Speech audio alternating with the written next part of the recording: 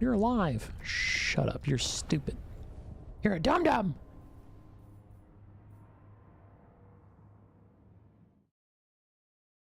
All right. Should be good. How's it going, gang? Am I late again? No, I'm here. I'm here. Shut up. Shut up. Shut up, idiot. You're dumb.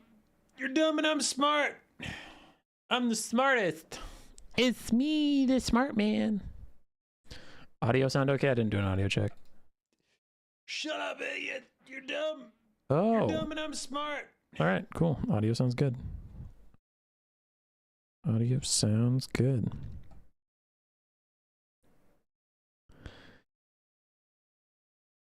It's nothing if not late. Wow, Jeremy. Rude, brother. Rude.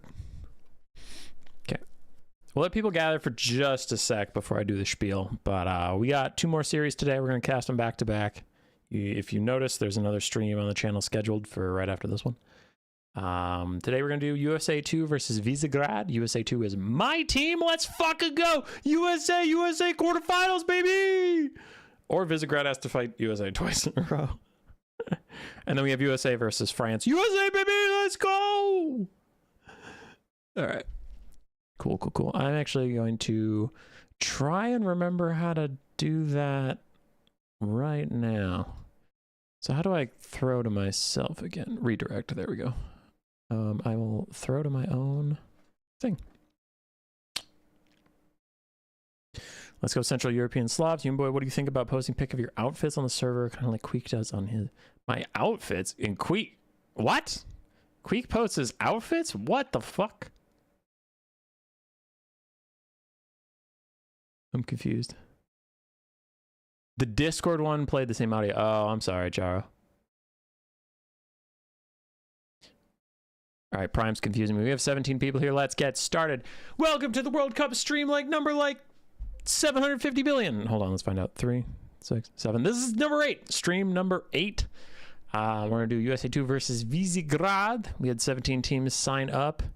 Plenty have been eliminated. The quarterfinals are all ready to go. In fact, some of the quarterfinals are already done, but our streaming is catching up because, ladies and gentlemen, tournaments get smaller as they go on. So when I'm streaming back here, it takes multiple weeks to stream all these games. But meanwhile, it will only take me 1 week to stream both semifinals and finals. So we will catch up. The streaming will catch up to the live games as it narrows down. Do not fret, my friends, my children, my countrymen. But today we have USA 2 versus Visegrad, followed by USA 3 versus France on the next stream. Who is on the board today? Oh my goodness, it's me. It's me. I'm in this one. I'm playing the video games. It's us versus the Visegrad Confederation. You can see both sides global ban Norska, so man, there's going to be no Norska today. We have Hayseed, Dr. Telis, Blood Penguin, myself, and Koops versus Segos, Kukinko, Panti, Danikentrop, and Scarbrand. Should be good games, should be fun, should be GG's. I'll give you the normal spiel that I haven't seen any of these replays before. I know what the end score was because this was my team, but also I do know which team advanced because the quarterfinals are well underway and I helped organize those, so of course I know who wins. I have not seen any of the games before, besides the one I am literally in. I'll be spectating them for the first time with you all here today. Sound fun? Sound good? Mix of conquest, domination, and land battles. All 5 games will be cast, even if it is a 3-2... even if it's a 3-0 at one point and you're like, wow, that team wins, the other team loses, we will cast all of the games because they were all played.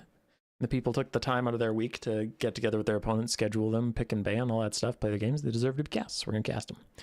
Could be a 5-0, could be a 4-1, could be a 3-2. Those are literally the only 3 options, though. Quick math. Sound good? Let's load up Hayseed versus Segos. Game.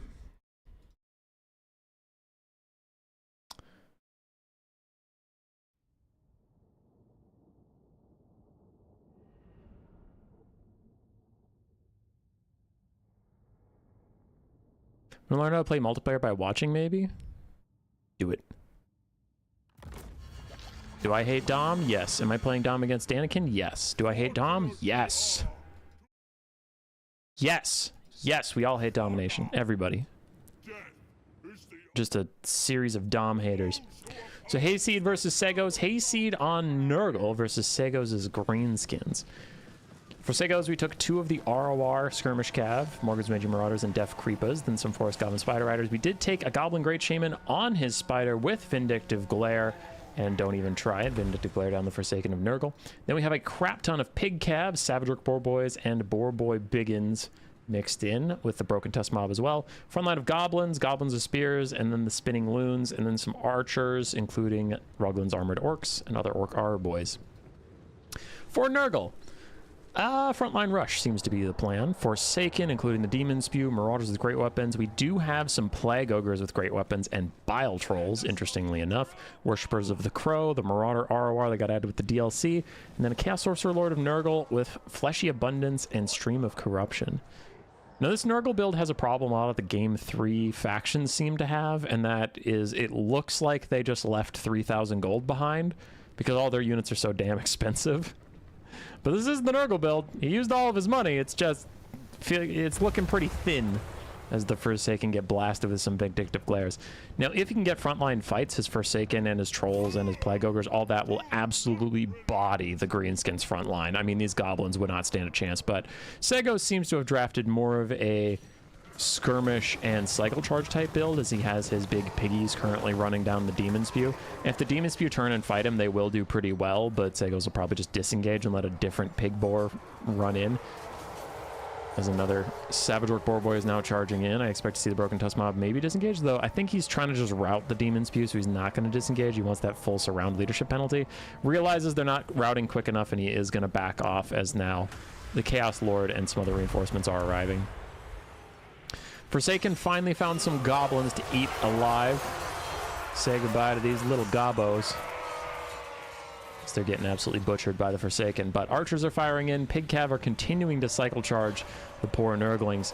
And the Plague Ogres, with their great weapons, do good contact damage. We can see those Savage Orc Boar Boy Biggins retreating after missing a third of their HP, but there are more pigs where those came from. And again, Archer fire is just raining down. It's 3 Orc Archers, so it's not exactly like massive DPS, but it is consistent and it is annoying.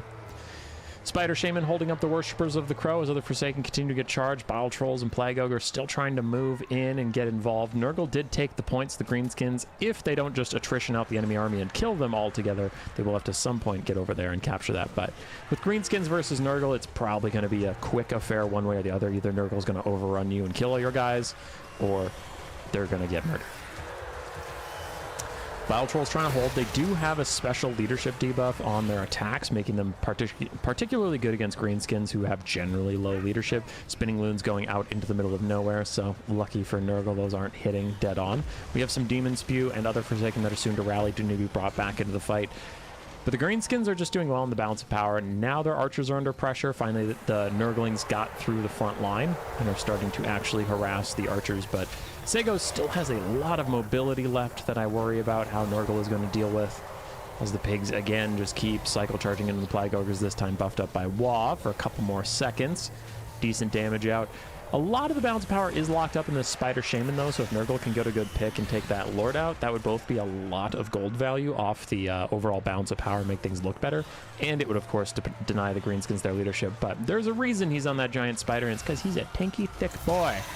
9,000 HP, immune to terror since he causes it, and he's just waddling forward, daring the Nurgle caster to come fight him again.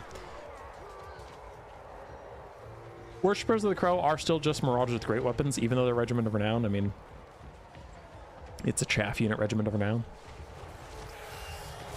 Yeah. Spider shows up, chasing down the Nurgle caster, runs away, and it looks like Hayseed is just going to throw in the towel, realizing he doesn't have much damage left to fight.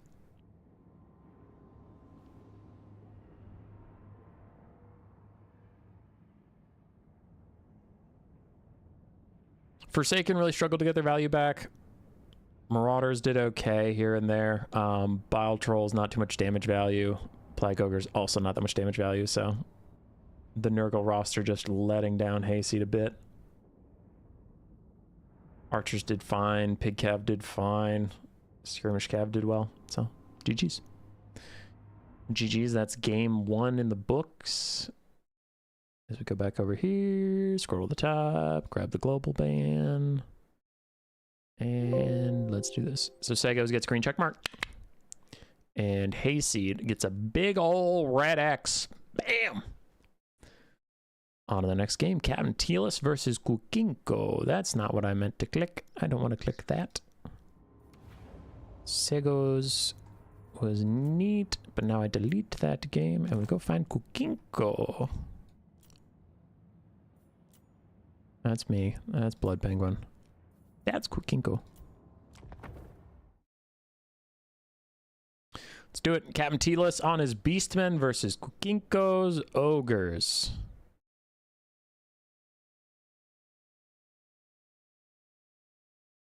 Let's see how it goes. Lots of spears, lots of anti-large.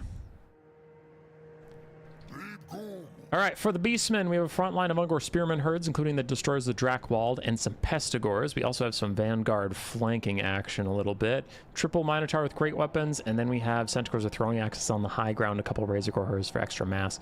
Malagor has Melkoth's Mystifying Miasma. No, it's Enfeebling Foe and Doom and Darkness. Good. I was like, Melkoth's not going to be very good here.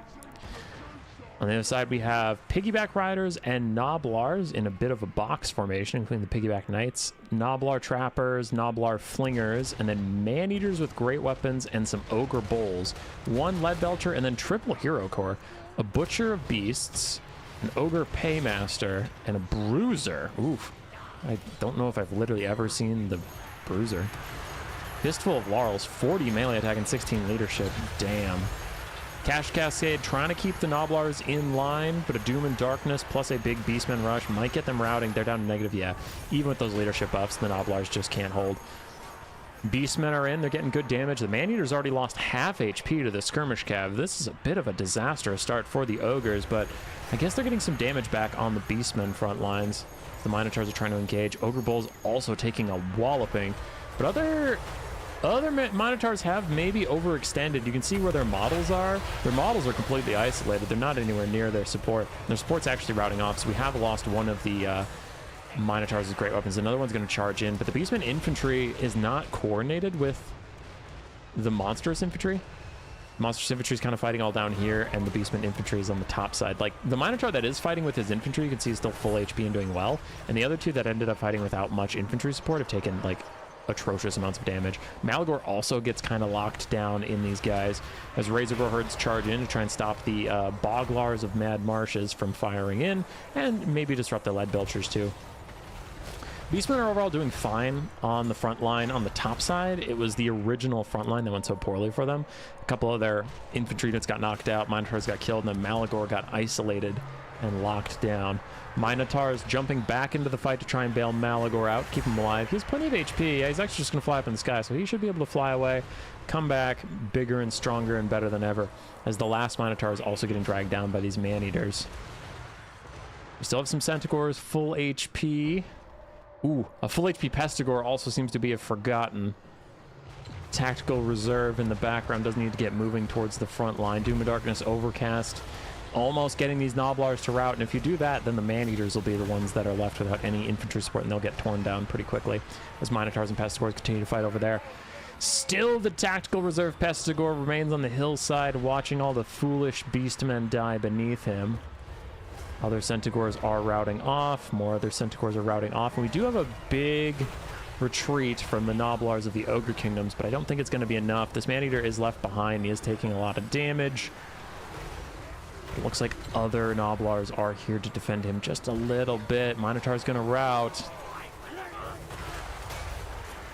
This Man-Eater's taking nasty choppings, down to 1200 HP.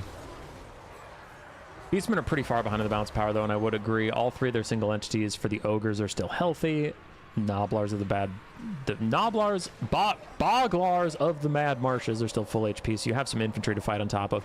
Your Man-Eaters have been mostly taken out, and that's fine, but I don't know what's going to dislodge those three single entities, because the Beastmen are just entirely a spent force. The full health Pestigore has joined the fight now, but he might be too little, he might be too late to really change the outcome. Pope Patty's this my team? Yeah, dude. Reminder to tell the world that I'm better at playing Bretonnian than Butcherbird. I told you I would confirm that on the third stream, second match. So we're on the second stream, second match, Pope Patty. Human boy is a good boy. Thanks, Heavenly Sadness. I'm sorry you're feeling heavenly sad.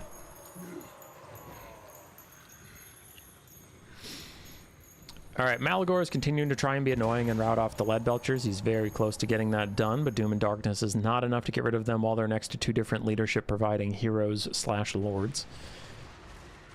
Razor Pigs trying to isolate and kill off the Piggyback Knights, who are in the middle of nowhere, and though their flag showed it on the other side, they actually did get rear charged by the pigs and full health past the gore. Army loss is just on the cusp of happening, though, so if the Greenskins, like, not the Greenskins, the Beastmen take any more damage anywhere, they're just going to rout off. Like, this full health Centaur with throwing axes, if it gets, like, significantly damaged, it's just over.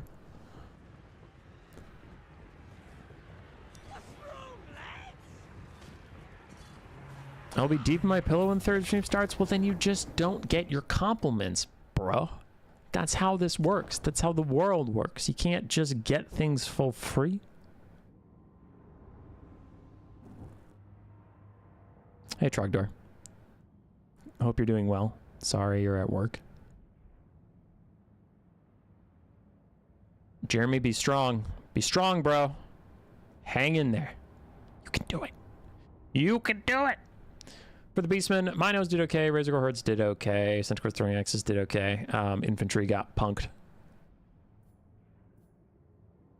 Yeah. Necromancer, welcome to Warp Fire Thrower, hell yeah. Pope Patty with the 10 out of 10 caster insult, because I know he's being sarcastic, he doesn't mean it. He doesn't mean it. Just thinks I'm shit. Noblar Trappers did great. Noblar Flingers did pretty well. Man-Eaters, more mixed considering how expensive they are, but overall fine. So, pretty good value from the Kinko Ogres core. The Lord and Heroes aren't going to get that much value, but they were mostly supportive in their roles, so they don't really get that much damage value. That is another crisp win for the Euro Bros. All right. America needs a 3-0 sweep to get back in it. Blood Penguin has to beat Ponty. I have to beat Danikentrop, which is apparently a world champion, best domination player, so that seems very likely for me. And then Coops has to beat Scarbrand. It's going to be tough. It's going to be tough, boys and girls. America might be done for. We might be out. Down and out. That's it. GG. Game's over. No reason to even cast the rest of them, because there's no possible way we could 3-0 sweep back to a win, baby!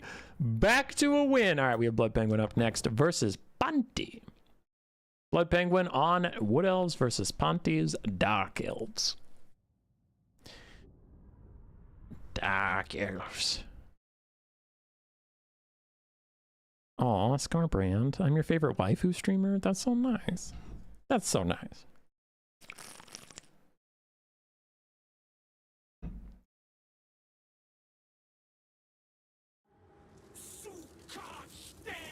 Danny's gonna turn you into an element of the pavement? Nah, dude, nah. Alright, let's go. So, for Blood Penguin's start, he has Eternal Guard and Dryads, plus triple Waywatcher, including the Hawkeyes or Jakira, Drycha for a cheap-ish foot caster lord that you can just put on the point, and then a Waystalker.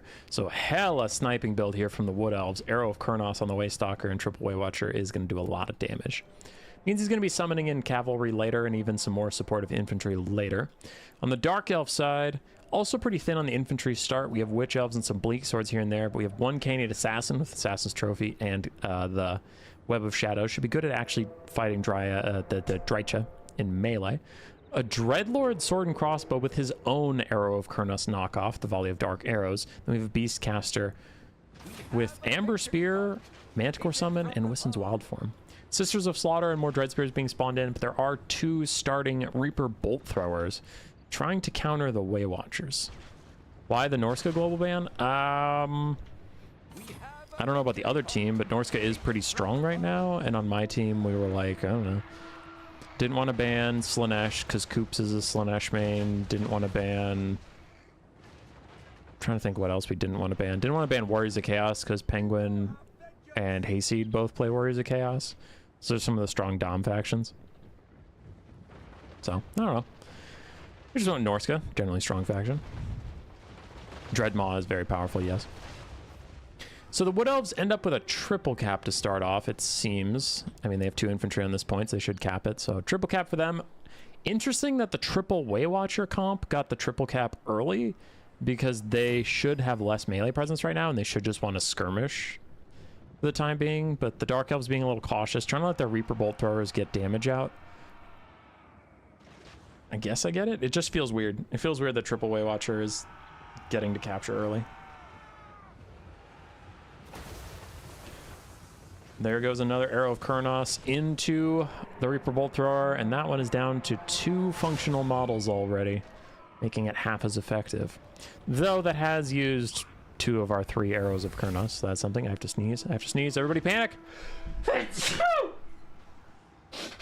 My goodness.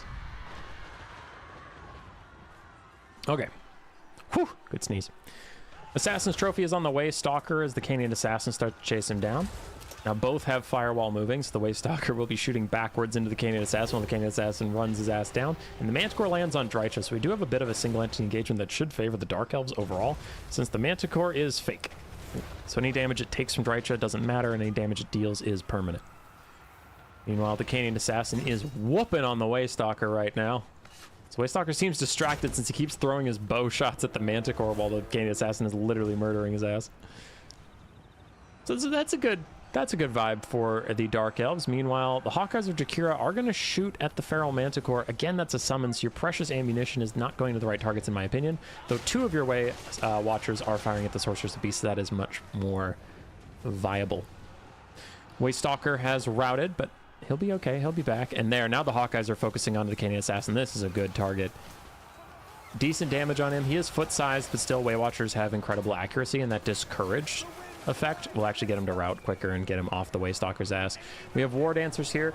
Blood Penguin so far going with the no mass all damage build, just summoning War Dancers to clear out enemy infantry, and he has triple Waywatcher to clear out anything that is large. Second Feral Manticore summon is out, and the Waywatchers seem to be trying to avoid it as they shoot at Cold One Knights.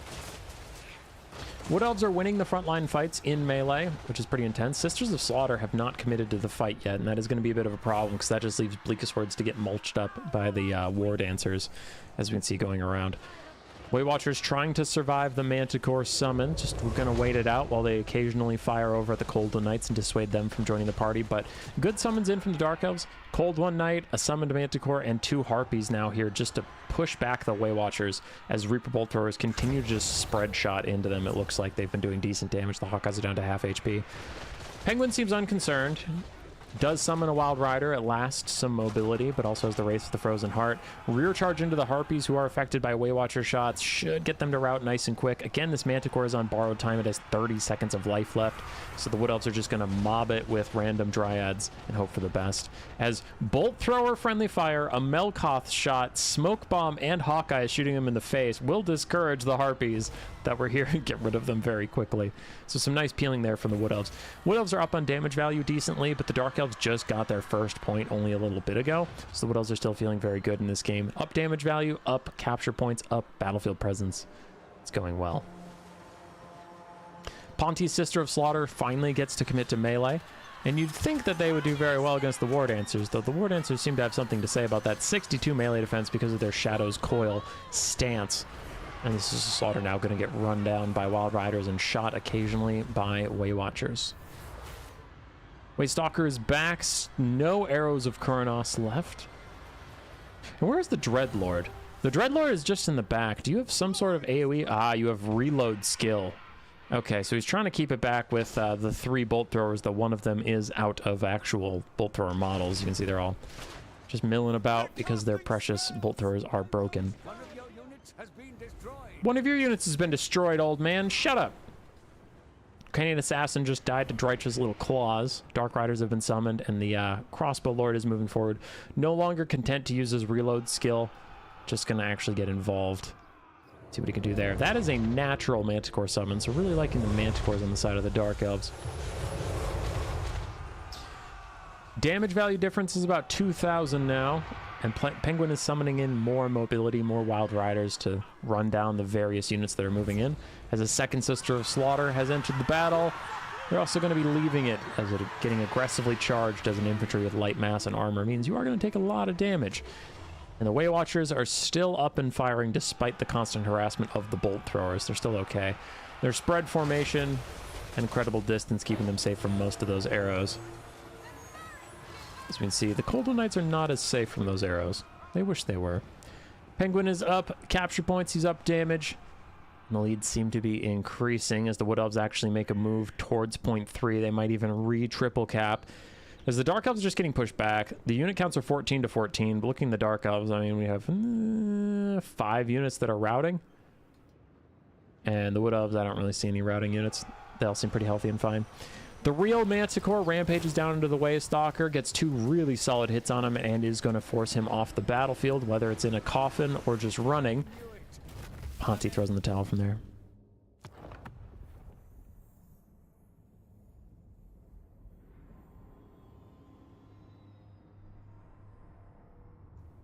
Yeah, I almost never see Chaos Swords being used. Lulek, what? They were on the last stream we did this morning.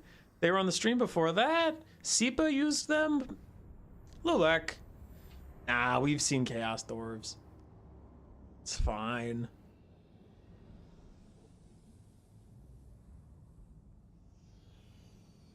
Human Boy, Scarbrand is sneezing in Codex's ear. Scarbrand is fucked up. Don't do that. Bruh. Bruh.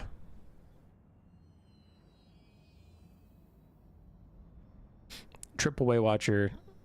Strong. Though the Wood Elf frontline also just performed very well. Like the War Dancers did fine versus Sisters of Slaughter, which is surprising. Wild Riders had good dominance of the mobility game. You know, aside for Ponty, I appreciated the Dreadlord tech, though. Like, it just didn't seem to do too much overall. The Bolt Throwers had mixed value overall, fine, I guess. But then just paying the extra money for your Lord feels a little rough. Summon Manticores struggled. The Harpies really struggled to get on the Way Watchers.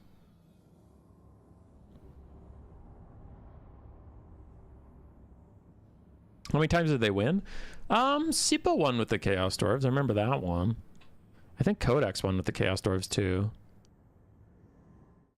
The last one we watched, they didn't win, but okay, that one they could have won.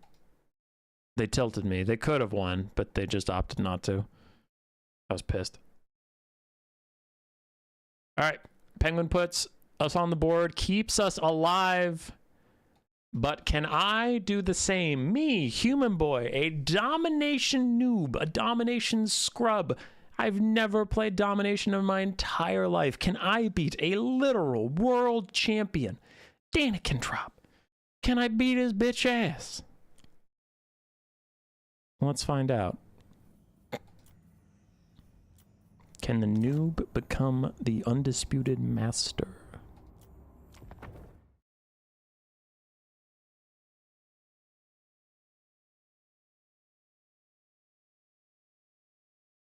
You beat Ash with Chaos Dwarves and then the Gracie playoffs. So you won with him. Sure your body.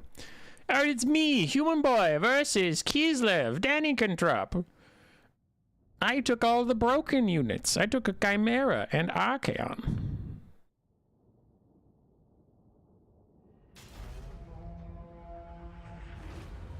Now, I can be more in-depth about what one of the players is thinking, because that player is me. So when you hear some biased commentary, I'm just telling you what I was doing, right? Start off with a Forsaken frontline because summoning in them seemed like a bit of a bitch. So I have 4 Forsaken, including the Demon Spew, and then a basic Marauder. I got my Chimera, Archaon, and the Swords of Chaos for 3 very expensive centerpieces. And from here, I can summon in Marauders and Hellstriders that are cheap and a bit quicker, right? Knowing that I'm going to summon in more reinforcements, I initially move all my forces to point 1 because I don't want to half-ass engage with 4 Forsaken out here, get poked down, get shot, all that stuff while I summon in reinforcements. So since I know I'm not going to want to take the frontline fight until I get 3 or 4 more summons out, I just opt to take point 1, stay out of range. So for my big centerpieces, I do have Archaon the Everchosen with Just Searing Doom for a spell, and then Slayer of Kings. I also have the Crown of Domination. To guard him, I have the Swords of Chaos. I was after them because of their low model count. They're pretty tanky, and they have really good armor-piercing weapon strength, which regular Chaos Knights don't have. And then I have a Chimera, because it's a super strong monster with good breath attacks. Hellstrider's being summoned in to help me chase down stuff. For Danikentrop, he started off with a bunch of Skirmish, including a Druzina with extra ammunition for his forces, a Frostmaiden of Ice with Ice Maiden's Kiss and Death Frost, and then he has Zargard, Kossars, and more Zargard, so triple Zargard with Great Weapon start from Kislev. Very elite infantry. My Forsaken lineup, I'm using some trees for cover a little bit, but I'm also just relying on their 85 armor to keep them safe as the Hellstriders feint forwards to harass. But my real breadwinners are in the forest. Arcane and Swords of Chaos currently stalking their way over to the enemy spawn point to put pressure on them.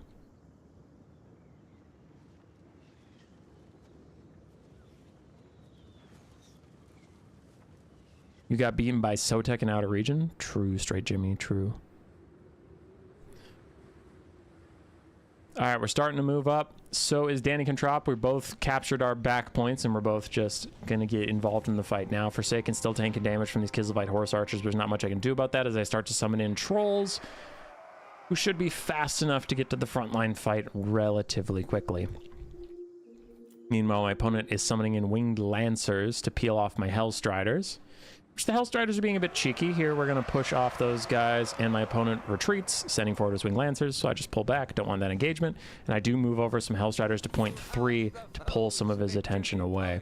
Now, this is all setting up for a trap, wondering if my opponent forgot or didn't see that these are the Swords of Chaos, and of course he knows Archaon exists, but these are not regular Chaos Knights, so if they get in a fight with his Winged Lancers or Griffin Legions, they will win. They will destroy that fool. That tower has an interesting shadow. It is a very interesting shadow. I have taken point 2, standing as far back as I can, so I don't have to take free Kossar shots. And over here, I did have a breath attack from the Chimera onto the Winged Lancers. It did some damage, but he started to dodge, but it was too late for me to cancel. So originally I got it down the side, but he dodged it like a bastard. Other Winged Lancers and Hellstriders just playing around, just pulling him here and there to harass him on point 3, but I have point 2, I have point 1, and I have some Chaos Trolls to back up my Forsaken. Danny is not going to want to take the frontline fight for now, and he does overextend with his Frostmaiden device, so I'm like, hey, you can't be here. Get a free charge on her. My Hellstrider starts to just run around, but they're doing that thing where they run alongside her instead of surrounding her and locking her in place. We're still getting some decent damage, and Danny does have to commit Winged Lancers to save her. And now the trap is sprung. Archaon and the Swords of Chaos going to run out of the woods and try and work with the Hellstriders and dogs to collapse in on these Winged Lancers. He even summons a Griffin Legion, but this is what I wanted to happen. I did want to force a cav engagement away from his infantry, where I should have the advantage, because he doesn't have armor-piercing cavalry. Like, unless I see bears, I know he can't damage the Swords of Chaos very effectively. Archaon gets into the Winged Lancers, and already the damage is coming through. Swords of Chaos absolutely slaughtering those boys. And Danny is going to commit some Griffin Legion onto me. I start to pull away so he doesn't get a free charge. And now we're all blobbed up. Chimera is going to go after the Frostmaiden and just harass her. His breath attack was on cooldown at this moment, and I'm still fine. I've captured point 2. I don't need to walk forward and engage, so my frontline forces are fine. And I have better cavalry. One Winged Lancer is already dead. The Griffin Legion is already half HP, and my Swords of Chaos are still absolutely chilling. Chimera's harassing the Frostmaiden device, trying to get rid of her, and I do throw down a Searing Doom, though Danny is on top of it. Searing that little circle, he does run away. I get a little bit of poke damage, but I mostly just avoid.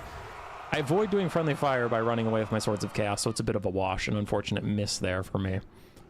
Still have point 2, summoning more Chaos Trolls to support my front line, and I'm harassing his point 3. He doesn't have anyone contesting my take back there, so we are getting some stuff down. I do a really stupid breath attack with the Chimera. I don't know what I thought was going to fucking happen, but I shot at Frostmaiden who was moving, and it all missed. So, yep, that was just dumb. That was just flat out a dumb thing to do. Summon more Marauders, because I'm like, at some point he's going to engage, and those Zargard with great weapons are going to massacre my Forsaken, so I'm like, I need bodies at the point.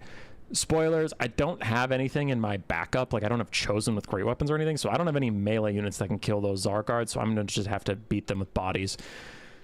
Now, Archaon is back in the trees with the Chimera. I'm charging up the next breath attack, and I'm just waiting for a good engagement to present itself, but right now the front line is where the focus is, so I kind of want those to engage before I wander out with my heavy cav and rear charge them or anything like that.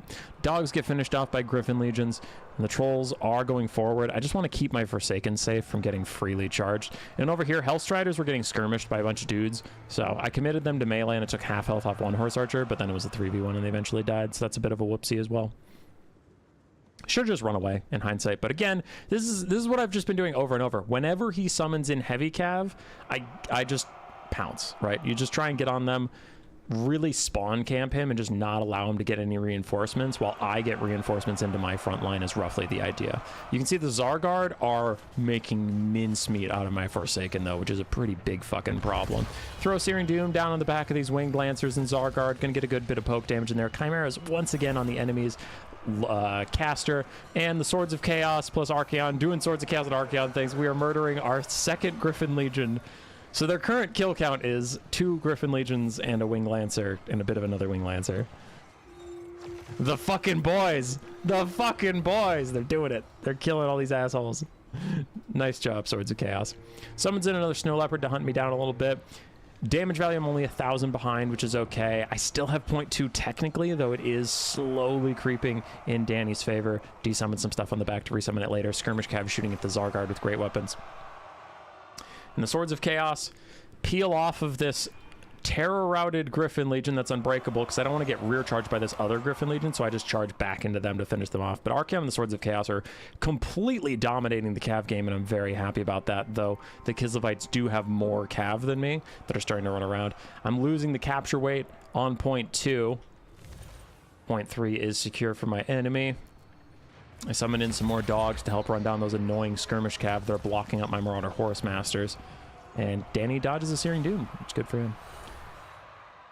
So, after killing 2 Griffin Legion and a Winged Lancer, a second Winged Lancer, but a 4th total opponent opts into my Swords of Chaos and Archaon. They're also taking a lot of damage, but the Swords of Chaos are finally attritioning out.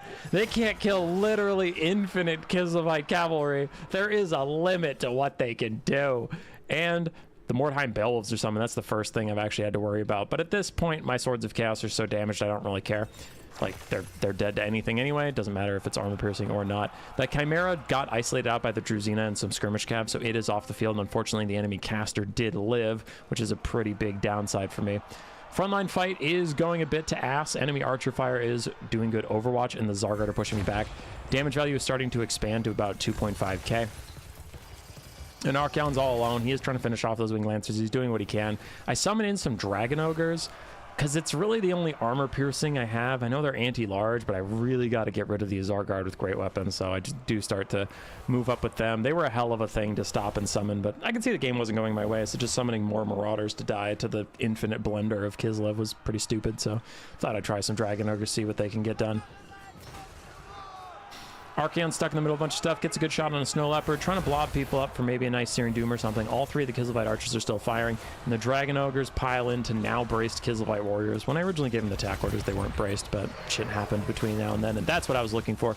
Wanted a nice big Searing Doom down on this blob, got a lot of damage out, and that was nice, but unfortunately my Dragon Ogres do end up on halberds, so one man's good play is another same man's different part of the battlefield misplay. Dragon Ogre is trying to opt out, but they're just getting shot. They're getting poked down by halberds.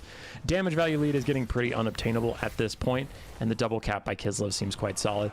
My forces are mostly in retreat. Kislev's forces are mostly holding. Ticket value I'm up, but it's just not going to trend that way. And I believe I throw in the towel in a couple seconds. So I was actually really happy. I was really happy with this game, honestly. I did better versus Danny than I thought I would. And honestly, like, I was talking to Blood Penguin because he knows domination better than me. And he was surprised that Danny brought Zargard with great weapons. So now I feel more vindicated in my overall plan. My original plan was Forsaken, backed up by trolls, should win the front line. They should. Versus Kislev, because you think like Kislev's normally going to bring Kislevite warriors and armored Kossars, right? Forsaken will beat that. Chaos Trolls backing him up will beat that. So I thought I would have a winning front line.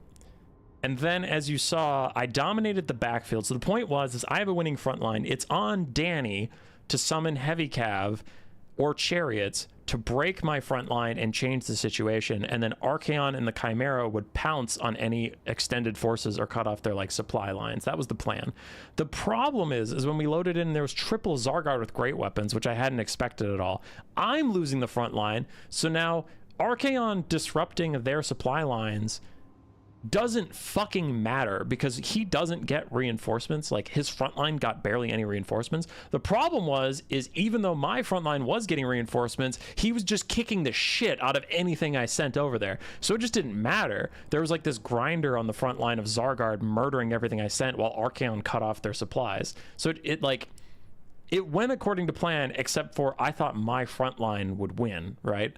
So then the plan would have gone better. But yeah. No, I was happy with Archaon. I was happy with the Swords of Chaos. My Chimera play was pretty lacking. That's just on me. It's not the Chimera's fault.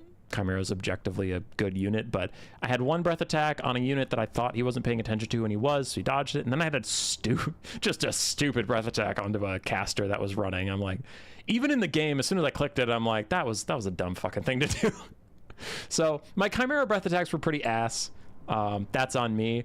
And yeah, I was pretty happy with it though. I was pretty happy. Swords of Chaos fucking did great. Archaon did pretty great. It was good.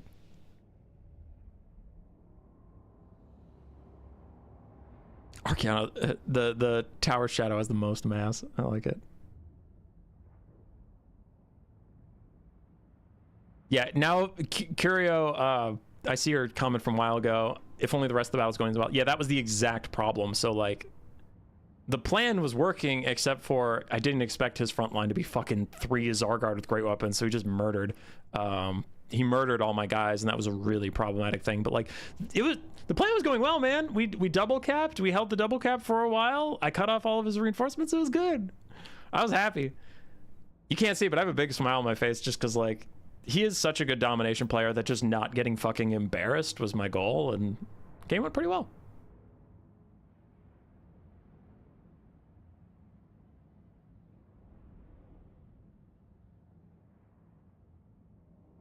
Trolls are also fighting halberds instead of heavy infantry. Yeah.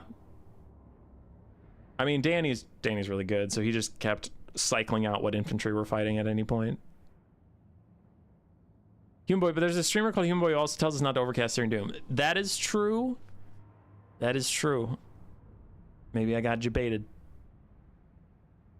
Anyway, I was really happy with that game, but we did lose. We did lose. Danny's a good guy. Danny's a lad.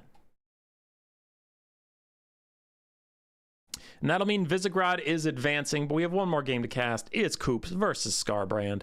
But we know Visegrad will go on to fight a different American team.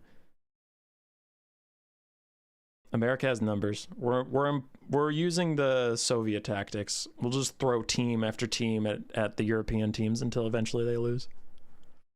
I was boot up by Coops versus Scarbrand.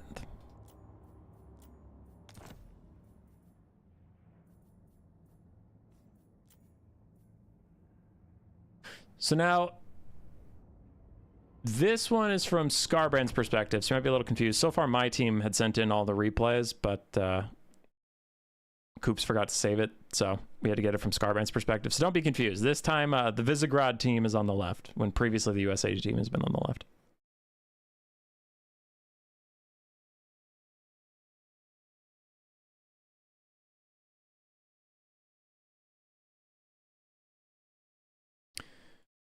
All right, we loaded in, but then I got distracted by chat. Okay. So we have, for Coops, we didn't want to ban his Slaanesh because he is a Slaanesh main and he enjoys Slaanesh. We have Marauder Horsemen, Devotees with crossbows, 2 of them. Front line of Marauders, the Pleasure Guard, Champions of Slaanesh ROR, and the Mask of Slaanesh.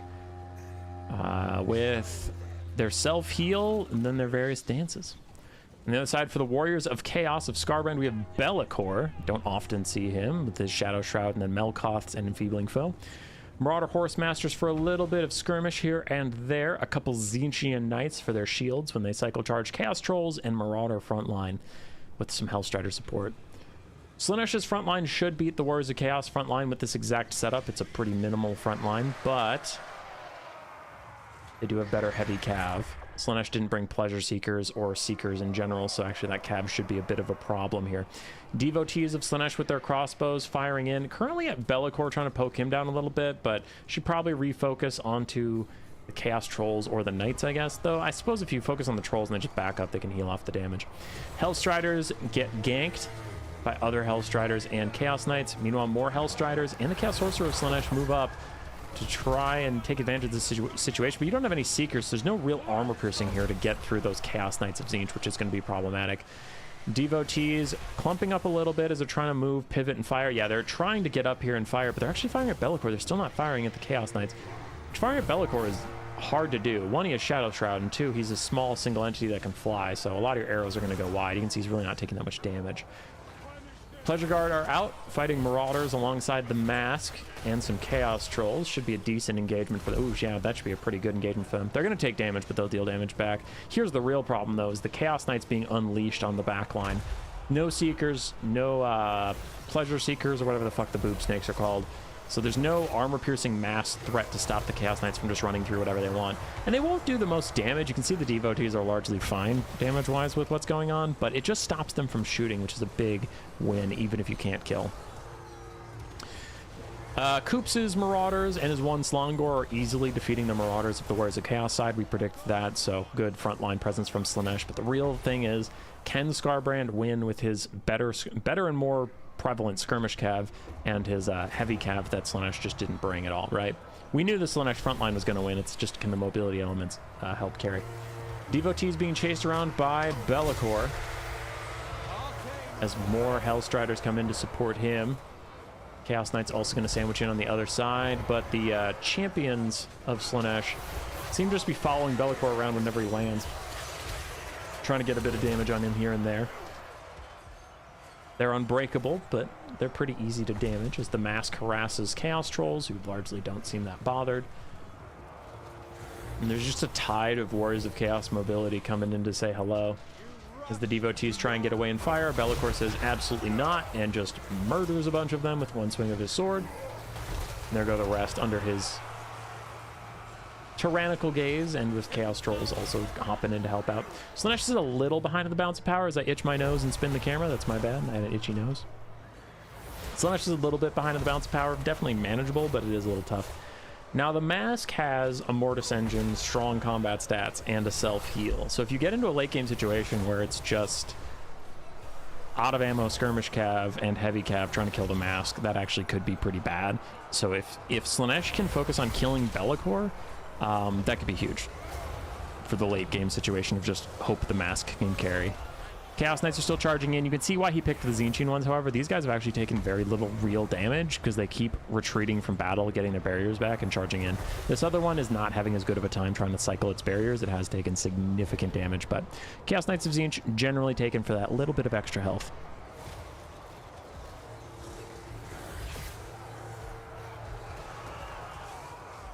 Morty's engine OP.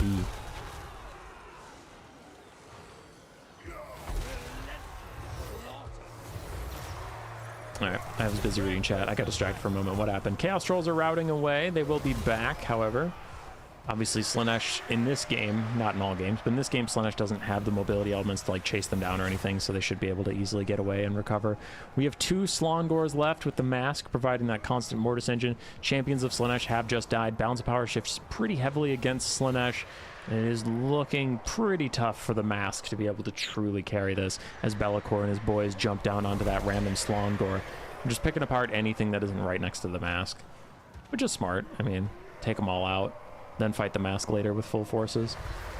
Terror out on the Slongors is not a real route. They will actually come back. As the Warriors of Chaos instead move over to make sure those Devotees are dead. This is just a pile. This is just a pile of shit moving around. Trolls, Hellstriders, and Chaos Knights charging everything as a giant chunk. Slongors take another hit. Oh yeah, Be'lakor removes ITP. That's right, so he's trying to get Slaanesh stuff that's normally impossible to route with Terror. He's just trying to get rid of it. That's pretty funny. I like that. I like that. That's good tech. Does not have his heal, however. Once again, everything is routing besides the Mask, and now this Slongor way over here is not technically routing, but it seems like the Warriors of Chaos don't care too much about that. The doom of the Mask of Slaanesh is upon us. As she continues to fight, do what she can. You have the Dance of Dreaming down, so that Mortis Engine is a constantly ticking clock against the Chaos Trolls. And obviously the -10 leadership is also not something I enjoy. -6, my bad, not 10. One good hit on the mask will cause army losses, and it happened before I even got the sentence out. That'll be 4-1 to Team Visegrad over my USA boys. But we had fun. And that's what counts. That's what it's all about, you guys. Just having some fun. Bellicor got nice value. Chaos Trolls did okay. Skirmish Cav did fine. Chaos Knights did pretty well. Hellstriders did pretty well. Instead for Coops, Mask did great. Chaos Sorcerer got sniped out instantly. Frontline, fine. I mean, they won. There just wasn't much for them to fight. Devotee struggled a little bit. Champions of Slaanesh did fine. GG. So this stream is over. Don't you dare leave your chair. Don't you get your butt out of your seat, because there is another stream coming in hot immediately after this one. I just need to finish doing that, and then this, and then that, and then go up here and give ourselves the 4-1 we deserve. Oh, nope, nope, oh, nope, that's going the wrong. Oh, no, that's too far. There we go. Boop, boop, boop. Visegrad goes up to fight USA 4. We will be casting USA 3 versus France 2 like literally right now. As soon as I hit that end stream button, you will be redirected to the other stream. So, see you in a second. You get an unceremonious goodbye because it's not really a goodbye. See you in a sec.